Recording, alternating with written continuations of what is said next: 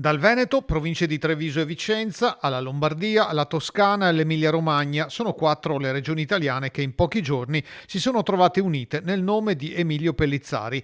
Il suo nome era su una targhetta militare trovata nei pressi di Pisa, per la quale è partito un appello alla ricerca di familiari anche tramite la TV e i social. È una delle figlie, Gabriella, a rispondere all'appello dell'associazione Metal Detector Emilia-Romagna, riconoscendo il nome del padre e dei nonni. Buongiorno a tutti, sono Gabriella Pellizzari, la secondogenita di Emilio Pellizzari, nato a San Zenone di Treviso nel 1923. Voglio ricordare mio padre come un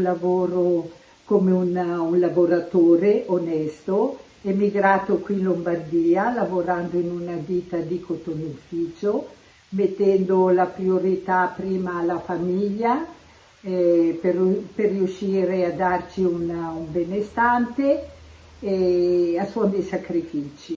Emilio, sposato con Maria Fantina di Riese Pio X, emigrato nel Comasco come lavoratore di un cotonificio e padre di altri 3 figli, Marino, Lorenzina e Maria Rita, muore a soli 61 anni nel 1984 per un tragico incidente stradale vicino a casa, travolto da un'auto pirata.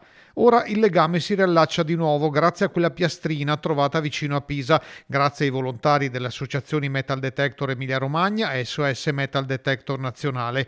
In pochi giorni il mistero si è risolto grazie al servizio del nostro telegiornale, alle ricerche nell'archivio di Stato di Treviso fatte dal signor Leopoldo Pincin, nostro telespettatore, e al passaparola che dallo schermo TV è arrivato grazie ai parenti fino in Lombardia.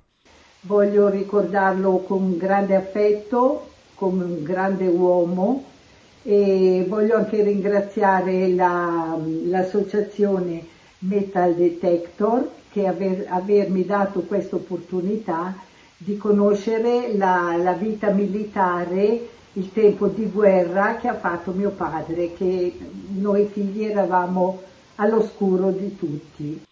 A breve la piastrina sarà riconsegnata ai discendenti di Pellizzari appena saranno espletate le pratiche burocratiche trattandosi di un ex soldato dell'esercito.